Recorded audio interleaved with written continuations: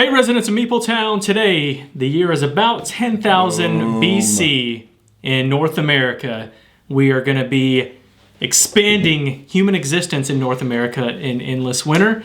Let's get to the table and check out everything that's going on.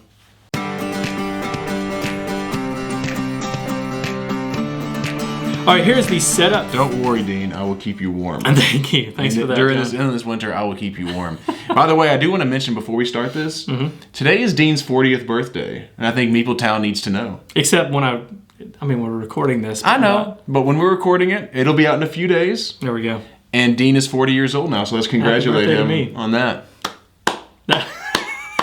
All right, here is the setup for Endless Winter, and there is a lot going on in this game, but what you need to know is you're trying to get points. You're trying to get a lot of points, and you're going to get that by doing a lot of different things. I'm not going to go into all the details on how that works out, but essentially, you're going to get it from these animal cards up here. When you hunt animals, you're going to get set collection.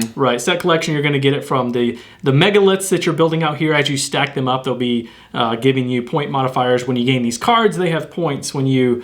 am I missing anything? Up here, you're going to score points in the game based on how many people are buried. Buried cards and resources. You score points for dead people in this game. You get points from a lot of different things. But the basics of how this game works out is that you're going to be deck building and you're playing cards, and then you're also going to be...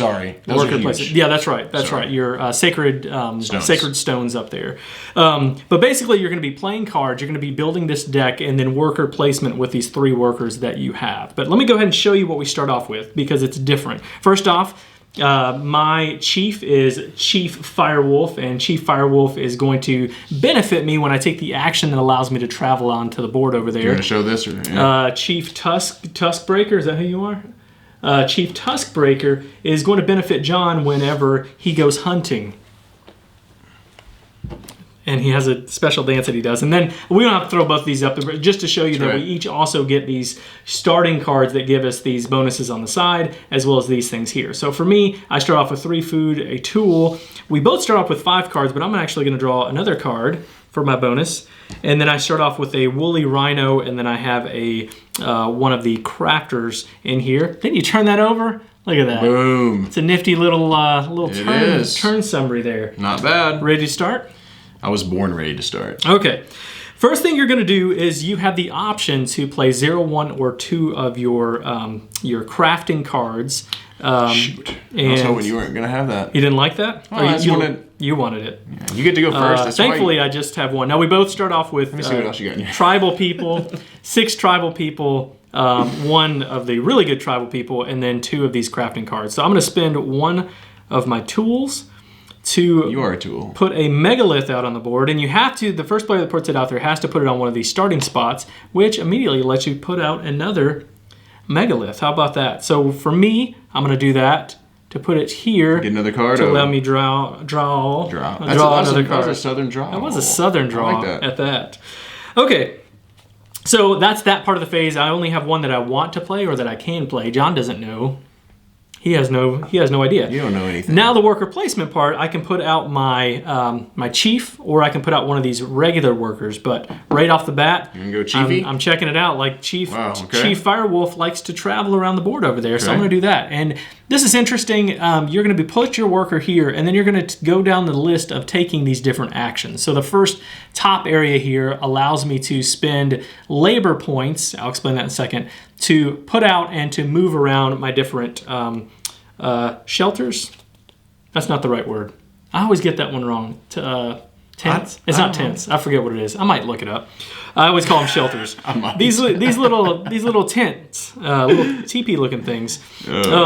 All right, so I have to spend labors. Now, Chief Firewolf already has a value of 1, and if he takes that action, he gets another one. So he's a value of 2 right now, and then I can play tribal people from goodness gracious. Wow. From my hand to give me extra benefits in that. So I've got 2. I'm going to go 3. I don't really know what I'm going to take here. I'm going to try to show as much as I can in a turn. So 3, 4, 5, 6, 7. Am I going to play 7 there? Whoa. Is that right? Are you really? I don't know. I have no idea what I'm going to do yet. So I now have 7 action points to be able to do that. I'm going to put out 2 of these. That's 1, 2. I've got 5 more. And I'm going to try to get something really good here. So I can go 1, 2, 3, 4, 5, right? So I will go 1, 2, 3, 4, 5. So all that I did is take movement points. I spent my labor points to move a total of 5. So I went 1, 2, 3, 4, 5 to put those there. Now, why did I do that, John? Because I'm going to get... Did you have enough points there? Mm-hmm. 1, 2. You had one here. 1, 2, 3, 4. It would be 6 points. I think. 7 total is what I had to spend. Oh. 5 points. Once I put 2 tenths out there, that was 2. Oh, because you played that card. Yeah, that's right. Yeah. Okay. I might be wrong, Meepletown, so correct me. No, you did it right. You did it right, I think. Now... Wow. In the Holy second, smokes! I'm having a big first turn, John. This is I stacked my deck to show Meepletown how amazing I am. Now I can spend 3 food, which I will, 1, 2, 3, to be able to put out a village. A village on my very first turn. John's mad. Look at that. No, I'm not so mad. I'm not mad. It's just this is interesting to say the least in a 2-player game. To have that great of a move to start off. Well, I got lucky. It's ridiculous. Like to have the starting chief that I have, along with the starting resources, giving me 3 food. I did have a little bit of an advantage. I'm taking advantage of it. You just want me to do it on there. All right, so I spent my 3 food to put my village out there, which, I'll kind of explain that, but just know that you're going to get these benefits at the end of the round during the eclipse phase. My shelters go back out onto my board, and then I move this down, and if you're the first person to take that action, you get to take the bonus action here, which allow me to put another shelter out and then move it. And I think what I'll do is I'm going to kind of move up in this direction over here. That's going to be my turn. Okay. That's a lot. That's a big turn to start the game off. Yeah, it was. It was a dumb turn to start the game off. I also discard these cards down off to the side. All right, I'm going to go up here, and I'm going to get rid of... that was bad. 3 tribe folk so that I can get one of these cards. And I'm going to take... this is interesting. I'm going to take this to keep getting some tools here to stock, because I'm going to now go to the second action, which means I'm going to spend a food and a tool to go ahead and grab one of these stones and move up on this track over here. Now this track right here at the end of the game, whichever section you're on, you're going to trade in that many for points. So and that has to do with your food and your tools. So if I had 4 food and 4 tools and I'm in this section, I get 2 points. 4 divided by 8 divided by 2. 4, yeah. 8 divided by 4. Yeah. Wow, math. Sometimes math is tough. Hey, from up here, I would have gotten 8 points. Now this is interesting in a 2-player game. This is straight up just pretty much who's winning. You do score points when you get up to those sections, but whoever's in that section right there will get 15 points if they have 6+ cards, 10, 6, or 6, 3, and 1. I'm actually going to go up this track because I'm going to do that right now. All right. So with that being said, I'm going to also get to pick one of these, and these are going to be in-game scoring. So this is going to be how many of the same cards I have in my tomb. This is going to be however many level 1 monolith or megalith, things built in that. And your neutral ones do not count. And that's all I can pick from right now because we're in the first phase. Yeah, as the game progresses, you'll be able to choose from these. I'm going to take this because pretty much a no-brainer that I'm going to probably put 6 of mine in there and take the 6 points. Yeah, and I don't know if I'll have 6 out on the megalith in the first. Maybe. On that first level. Yeah, because you want to build. You want to build up if you can to get extra points from building up. Then I get to draw a card and get a tool. Yeah, that was a really... Part of me wanted to be able to take that. I probably should have taken that action first. Now I'm really limited. Unfortunately, in this game, you're not going to draw your cards back up to 5 until you get through that next round, this whole round. So I've got 2 more turns, and I only have 1 card, and I can go ahead and tell you this card is not going to benefit me yet. So what can I do, John? Go down here? That's right. I cannot play any cards. I don't have any crafting cards to put out there. So I will take my worker and I will That's music to my ears. I will put that worker there. Now what this worker does is allow me to just straight up draw a card, and then it's going to give me 2 labor points whenever we get to the eclipse phase, and I'll explain why that's important when we get there. I drew an excellent card. Go ahead. Did you? Yeah. I hate when you draw excellent cards. All right, I'm going to go ahead and play this stone spears that I just got. So that's going to give me 2. Then I'm going to play this altar card, because I can play 0, 1, or 2, right? Which will cost me a tool to build over here. And I will... I don't have any food right now, though I could just, no, I can just do my woolly mammoth here in a second. Yeah, so I don't care about that either. I think I might just do this. I'm going to go here and here because this is going to allow me to bury one of my cards.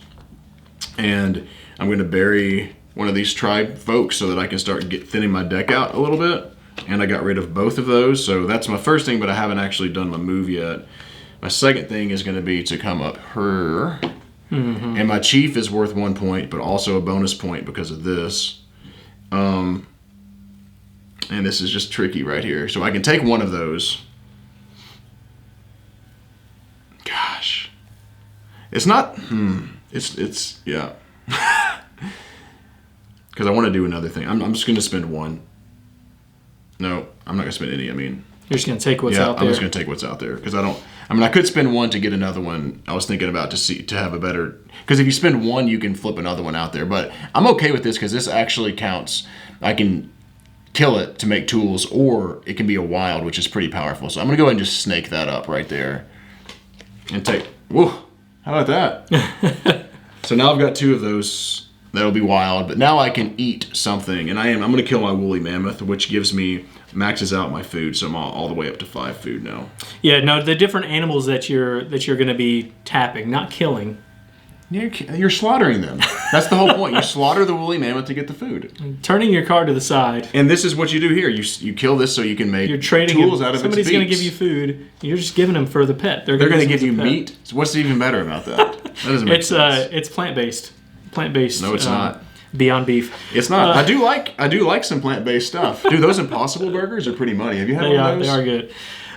But the benefits that you get are going to be slightly different depending on which ones. So the woolly mammoth lets you move your food all the way up because a woolly mammoth is a lot of food, right? That's exactly right. But not a lot of points. You don't get set according to collection Dean, we're trading it, so that's not right. No. You're definitely eating it. We're eating it raw, just ripping it off of there. Okay, my turn. I've got no craft cards to play. This is a little. Did we tricky. talk about this bottom thing? Did you really make mention, like, when you only have... Did you say that earlier? I did, okay. Because that's a hugely important part of the game. We'll mention that again. You're the only one who gets that bottom benefit. Yeah. Which is important because what I really wanted to do is go here, even though I knew... And you kind of have to think through what your other players are going to do. I knew John was going to go hunting because he's probably going to try to do that every time with his chief that he has. Just like I traveled at the very beginning. Now, this next decision for me is a little bit more challenging because I can go here, and the benefit here is to be able to move up on one of these tracks. It's an idle token, and then you can bury a card for free. Normally, right here, you would have to spend a tool. We did not mention on these, I guess I showed it here, but there's a little infinity sign on all of these spots showing you that you don't have to just take that one. If I have 3 and I place here, I can take a card. But if I have 6, I can get 2 cards. Yeah, which is why I was thinking about that one as well, because I could have spent all of my cards and taken this and a woolly mammoth, but I decided not to. Yeah. Now this is, again, a little bit trickier for me, but I do think that's what I'm going to do is play my crafter card. I'll play my crafter card. I'm going up here. I'm going up here to take this action. Oh, that's not really that beneficial for me right now. Never mind. I'm going to change my mind. I'm going to take this, and I'm going to put my Brave card with that. How about that? We'll do that. Put my Brave card with that, which is going to be 2 of those labor points, which is enough to buy one of these cards up here, and those will go into my hand. If I bought more, I just couldn't have the same card. I can only buy 1 hunter per that. So you can only spend a total of 10 there. I think what I will do, though, is I'm going to take that hunter. Yep. No. I'm going to take that Pathfinder. How about that? Into my hand. Okay, so I took this Pathfinder into my hand by placing up there. I spent 2 of my labor tokens. And just to show, the Pathfinder he's going to benefit you for traveling. It's going to give you an extra labor token. Or if you use him during the eclipse phase, it allows you to move your shelters around, which is pretty beneficial, especially going into this next one. It might help me out a little bit. Now I could spend a token, tool. I could spend a tool to... goodness gracious, my mind's going blank. A tool to bury a card. It's that lawnmower outside if you hear someone's mowing the lawn in It's all the terminology. So I could spend a tool to bury a card, but I'm not going to do that because I don't have the tool. I'll slide down here. I'll take a... ooh, this is tough now. That's a leaf blower is what that is. I think I'm going to go up on this one. So I'm going to get an idle token to move up here, and then I'll also get to bury a card for free. When you bury a card, you can get it from your hand, your discard pile, or a card that you had played up here. I'm going to take it from my discard pile and put a tribe card down there. And the reason why you're going to bury cards is because, I think John mentioned this, but you're going to get points from cards buried at the end of the game. You're also potentially going to be able to get points from, like what John got from the Sacred Stone, that allows you to get points based on what types of cards that you buried. And it helps you to thin your deck out. So once I've done that, that is the end of my turn. Yeah. Oh, I took that worker from the wrong place. So what's interesting for me, which I don't like, is the ridiculous move he was able to get off the bat. I mean, at the end of this Eclipse phase, y'all, he's going to be able to get a victory point, 2 meat, and then also food and this tool, and 2 points if I do nothing about it. It's ridiculous. That was a ridiculous move. And so what he does is really good. He forces me to go here. You're really good. Yeah. I'm just really good at this game. It forces me to go here, which stinks because this is such a huge bonus to get, I believe, whenever you're doing this. So I'm going to play 2 tribesmen, which allows me to... All right, so I'm going to put 1 out on the board, and then I'm going to move 1 here so that we can at least share that 2 points there. So that... Because if I go down here, it does nothing. Oh, that's right. Because he's still winning with 2 points. I thought about going up here just to go ahead and grab 2 food, but I'm not. I would waste one of them, and so I would rather stop him from having the lead there. So I feel like I kind of. You don't want to waste 1 food to get 2 food? You can get extra food. You don't want to get out of here. Okay, all right. Get out of here. That's your turn. You're done because you're not going to build. Yeah, let me think about this for a second. I forgot about that. Yeah, no, I should waste 1 food to get 2 food. I'm trying to help you out, John. Well, you know what I do in this game? I forget that I can spend these for laborers very often. I don't know why. It's clear on the board very that you clear. do that. It's and you did that too. I did, yeah. Last. Yeah. And so you're right, Dean. I need to do that. Yeah. Or I could come somewhere and try to position myself towards something else. I mean, I could also move up here. I could do that. I could say, forget you, Dean. Move up here, block him from getting 2 points, and then position myself. I'm going to do that. That's true. And then position myself to maybe to put this thing out right here. I think that's a good move. Future. All right. That's a good move. That's fine. You don't want to spend more food than that? You could have. Could have spent more. You're right. I could, couldn't I? I'm just trying to get him to spend all of this food. Because I can go ahead and do that. Leaf blower is super loud. I don't know if y'all can hear that. But it's, I don't know. That is intriguing because I could, you know what? Yeah, that would be, it's a no-brainer actually because if I spend 2 food, then I can go 1, 2, and then I'm going to get my food back. So. That's right. Yeah. I don't know why I forget the power of that sometimes. Okay. You ready? Yeah. Okay, now what we're going to do is we're going to discard cards from our hand. We've played out all 3 of our actions. We're going to move into this Eclipse phase. So we are first going to discard cards from our hand. Wow, you have 2 cards to Eclipse? And I can. Dang. But the problem is I don't need to do either one of these, right? I don't have to do either one of these because I've already got the lead. Either or either? Either. Okay. Let me explain why all of this is important. So whoever has the most labor points in this Eclipse pile up here is going to take the first player token and get the benefit of being the first player. So I already have that regardless. But what I can do is if I play these different cards out here, let me put both of them. If I put both of these out here, okay?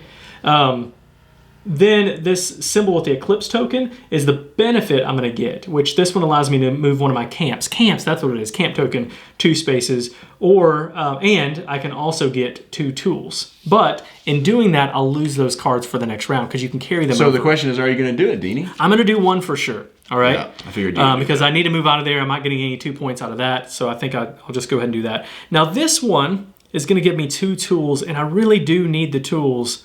I would love to have this card. But you want the tools. That's really challenging. I'm going to keep this. John wouldn't see this. He wouldn't see that I'm going to keep the crafter, even though I would really like to have the tools. I would also like to have those labor points to be able to use up here, specifically because I know that I want to take one of these, those culture cards down here. All right? So the question is, where are you going to move your camp? I'm actually going to move just one spot up here. I assume that's the right move. Yeah. That's the correct move, Dean. Thank you, John. All right, now what we're going to do, I'm going to throw. Where's that turnover card so people can see? What did you say? Turnover card. Oh, mine's up here. That's where it is. Okay, so what we're going to do now, we've played that. We revealed the Eclipse pile. Oh, so my total now, I didn't mention this, is 2 from this one, and then 3 from this one. So I've got a total of 3. John has a value of goose egg. 0. So we'll switch these. That'll give me that. And now we're going to go through and we're going to gain the, the benefits from these. And I'm going to pull this card off, but not that you see those. So the benefits first are from the turn order track. I can either take this megalith option, the bonus of putting a megalith out on the board, or I can just take any of the bonuses below that. But it would be silly not to take one of these. Ooh, that's going to help you out though. To put my megalith out there, that's going to give me 2 cards. Yeah. So that I'm going to have a lot of cards going into the next round. John's going to take his turn. I'm just going to take a card because cards are so valuable right now. Yep. Okay, now we're going to get from our so valuable all the time. From our player board. If you've revealed any spots on your player board, kind of like a Terra Mystica or Clans of Caledonia, you're going to get bonuses. Yep. So I will draw a card. I don't have any cards, so I'll take my discard pile, shuffle it up, take a new card.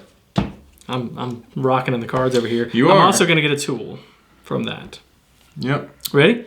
Now we're going to get bonuses from the board up there. I forget what that one's called. It's the I want to get the terminology right. The terrain 2 points. Dean, you get to. I want to do that. You get to put another megalith out there. Yes. Right there. And I'm going to go ahead and take the other ones. I get a tool. I get a 2 food. And a victory point. So I'll take this. Part of me wants to go ahead and just put it out here and get another 2 cards. Yeah. But I don't love my cards right now. So I actually think what I'm going to do is take this right here. Oh, that's huge. Which is going to give you 3 idols. That's not even. I'll just go 1, 2, and then 3. I'll split those up a little bit. So I'm kind of moving up both tracks. I don't know if that's beneficial. We'll see over time. Then we're going to take these back. Take your workers back. We've got all of our bonuses that we got. We will flip these cards over to have 1 card for however many players that you have. So we got 2. A saber-tooth tiger came out. Then we're going to draw 5 cards. 1, 2, 3, 4, 5. It's a good thing I didn't take those 2 cards because I didn't count, but I have all of my cards in my hand right now. How about that? And then we move on to the second era. And then we'll... sorry, I didn't mention this. Yeah, that's important. We will put these labor tokens on these cards. Which makes them 1 less. So instead of paying 3, they're only going to be 2 for those. Sorry. Oh, we just touched hands. Sorry. No, you got it. You got it. And then you flip over. That was your birthday present. Flip over the arrow 1. But like John said, this gives a 1 discount whenever you go up there and take that. Once we get through this era and we get through this next one, all these cards that have the labor tokens are going to go away, and then we'll start putting the labor. These are super powerful too. They really they're more victory points and they're better bonuses as well. So. That's it. After you play through 4 rounds of that, you're going to score up all your points again from these tracks up here, your animals of the set collection, the megalith tokens. As they stack on top of each other, they're going to give you multipliers. So let me just show you a quick example. So if I have this right here, what I'll do is I'll score this level times however many tokens are beneath that. So that would be 3. That would be 3 points I would get from that. And then points from... cards. Am I missing something? Did you talk about that again? I mean, we mentioned that. Yeah, we mentioned that. And then set collection. Did you say set collection? Yeah, and then your points from those sacred stones up there. So let's talk about the art and components. Wow, fantastic! The Miko did the art for this, and I absolutely love the art. What do you think? First of all, I mean, it's a prototype, so I can't talk about in detail about all the components. Sorry, I think of the word component, but I can. We'll talk about that in a second, but I can talk about the art, and it is amazing. I love it. Yeah. Yep. I'm with you. But even with the components... cards are beautiful. Talking about... I know we can't talk about the quality because, again, it's not final production. However, the amount of components... linen cards. There's a lot of stuff. There's a lot of stuff here. You've got recess tiles, boards. you've got cards, you've got recess boards, you've got... there's a lot going on for the components with this one. But like John said, prototype. Let's move on to the gameplay. Yeah, very good, though. Super excited about that. The gameplay? No, I was talking about the art and components. The art and components, yes. What about the gameplay? I did the art and components first. You can start. Let me start off with the gameplay. Okay, well, as you can tell, there's a lot going on with the gameplay. You've got area control, you have set collection, you have moving up these tracks so you can get bonuses from your resources or getting points from the different cards that you have buried. You have the megalith. There's deck building. There's like, what would you say? Like this, salad of all these things, just smorgasbord of all these components. And you were a little concerned about that. I was.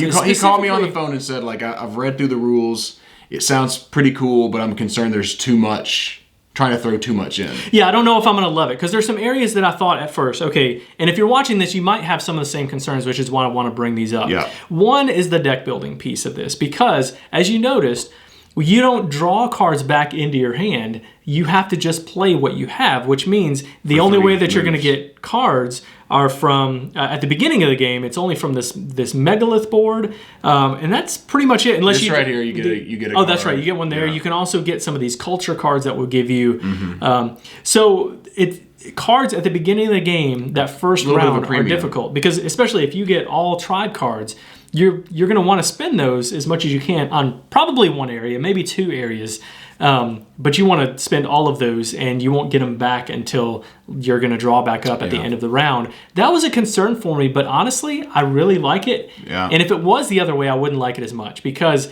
it makes your decisions a lot more difficult and tighter. It makes the game tighter, I think, because you have to think, do I want to spend 3 tribe tokens? Like, I spent all of my tribe moving at the very beginning out on the terrain map, on those terrain tiles. But it was worth it. It was worth it for me, but at the same time, I was missing out on being able to get any of these culture cards, or hunting for the animals, or gaining any of these tribal members into my hand, which would have been helpful too.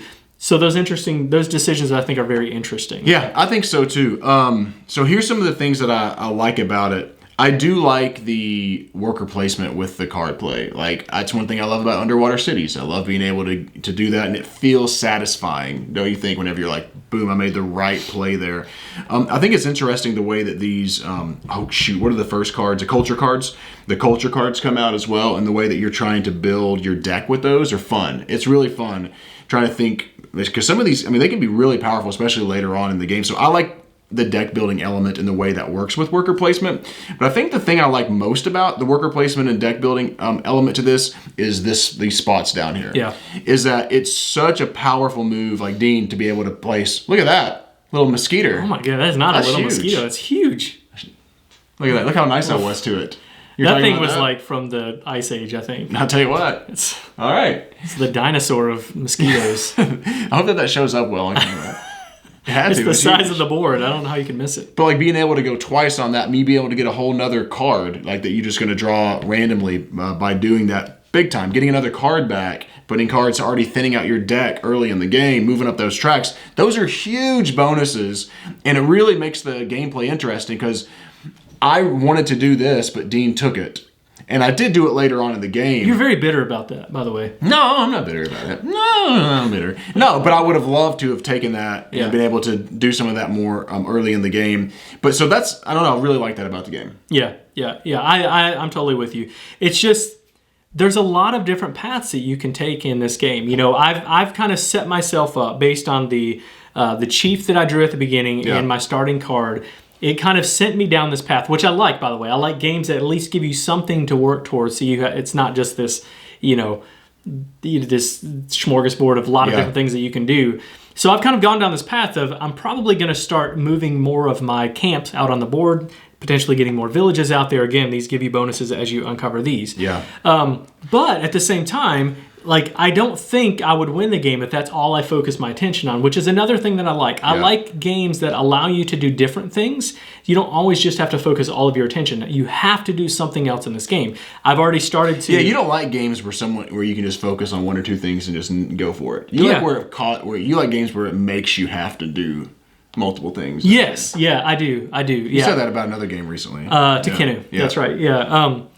I've already kind of started working down this path of getting my megaliths out too, which is another great way of getting points. But even if I do both of those things, John, I think there's still room for me to do other things. And in fact, I'm going to want to, right? I'm also going to want to hunt for animals. Why did you draw them from there? Sorry. I had taken them out and then put them back. There we go.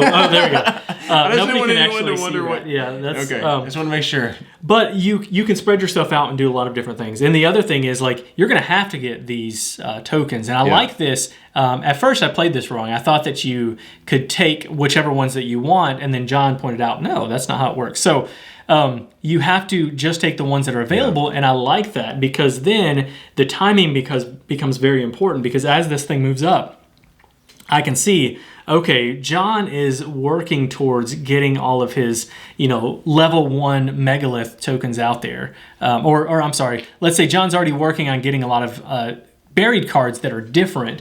Then I'm not going to want to let him have that because that's going to be potentially 9 points that he'll get. I'm already looking at that, not wanting Dean, blah, blah, blah, blah, not wanting Dean to get that potentially. Yeah, that's because 12 points is a lot of points. So I really enjoy that aspect of it. That as that moves up, you're going to be doing some hate drafting there, but it's going to cost you, and you might not get as many points as the other player, but at least stops them from getting points. Yeah, I do. I like all that. I like also the way that it unlocks the bonuses. I mean, I'm agreeing with what you're saying. Like, unlocks the bonuses as you get these things. I like games that do that. Kind of build a little bit of an engine there. I think that's nice. Kind of building an engine here, but it can be taken away from you, which is interesting. So I'm not... with any area control type game, it's not my favorite 2 players. Would you say the same thing? Like, it's more interesting with more players, for sure. Especially how powerful that first move was. If there were more players, they could have cut into his superpower move right there. Of course, they could have cut into mine as well, doing that. But but it's still interesting. I mean, it's still super interesting. So I like that, and this becomes really interesting too. This back and forth on who's going to take the lead there. Yeah. That can be. Intriguing. And then on this board, I do like those decisions that you're making. Like, these are huge bonuses, but also stacking up higher to get in-game scoring. Give you a lot of points, potentially. Yeah, which is really pretty big. So I like that. Maybe my least favorite part is the set collection is not my favorite thing in games. Yeah. It's not it's not something I hate or anything, but, we played a game where Dean was like randomly drawing and got some pretty good ones. Like, so you there's a little bit of a luck element there. Now, of course, you can spend a labor to lay out another one to then be able to look at it and everything. But whenever you do take this where you random draw, I mean, you can random draw that and draw the perfect thing that you want or something that you don't care as much about. So there's that in the game. Not a lot of luck. Which is thematic. I mean, it is thematic. If you go hunting in the Ice Age, see what there is out there. You don't know what you're going to get, right? Yeah. I mean, I know when I was hunting in the Ice Age, you took what you got. You got a saber. You are an old man now. Mammoth. Let me point this out first because I want to make sure that if you're thinking...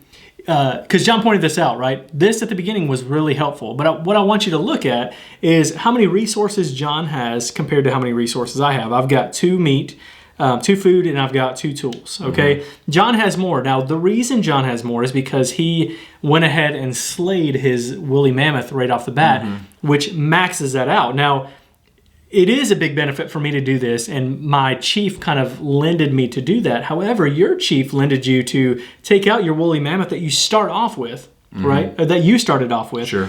And that gave you a max amount of food, which is a huge benefit too. So I don't think I think probably it balances out. We need to play it a lot more. Like we've had discussions about that, about the way that they work with the 2-player count, but we don't know. We got to play a whole lot more. It's in my mind. It seems like that kind of balances it out because you can get food and resources from different areas, but maybe not. All right, you want to do some kind of final thoughts? We don't do ratings on Kickstarter previews. I'll start off. Okay. This is a really good game. Yeah. This is a very good game. I like I said, I really enjoy worker placement games. I really enjoy deck buildings, and this does a really good job of mixing those two together. I like the way that these come off the board. You're kind of building your engine, and there are several things going on. I didn't feel overwhelmed, though, even in this game. Like, there are different things going on, but I didn't go, oh, man, what do I do? I think it's a really good midweight Euro that I'm thoroughly enjoying. Yeah, thoroughly enjoying. This is one you really should check out. I think if it looks like it's something your style. Maybe some people wouldn't like how there's a lot of different tracks and stuff but it's not that much. Yeah, it's good. Yeah, it does take maybe a round or two to play through to really kind of grasp what everything can do. Or to play through a full game. So giving it, you can't just play one game and really like have fully down everything, all the knowledge of this game. I think this is an excellent game. Yeah. I like it a whole lot. I think my biggest negative is the same as John's, is with the set collection with the hunting.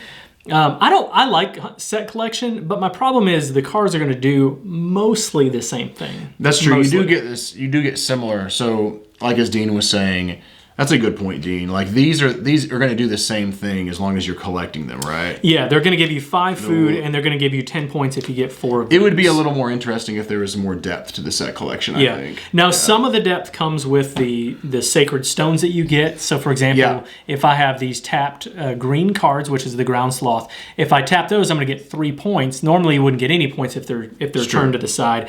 So that's interesting, but I would like to see more like, maybe the saber-tooth tigers aren't worth as much food as the woolly rhino, but they're worth a lot more points if you keep those. Something along those lines that make those decisions a little bit more. I agree 100% more that. interesting. Yeah. But overall, and that would be more thematic as well, like some of the ones that are different sizes, maybe. Yeah.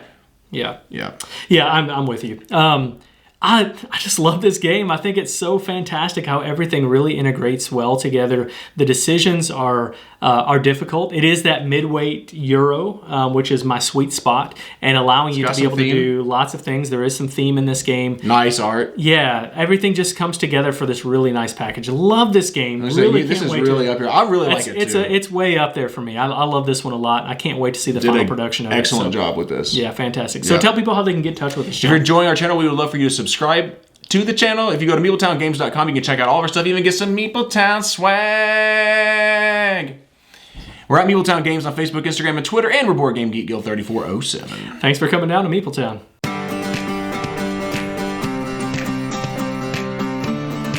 Thanks for joining us, and be sure to follow us on Twitter at Meepletown Games, and connect with us on the Meepletown Guild, Guild number 3407, at BoardGameGeek.com. And also subscribe to our podcast and YouTube channel. And until next time, thanks for coming down to Meepletown.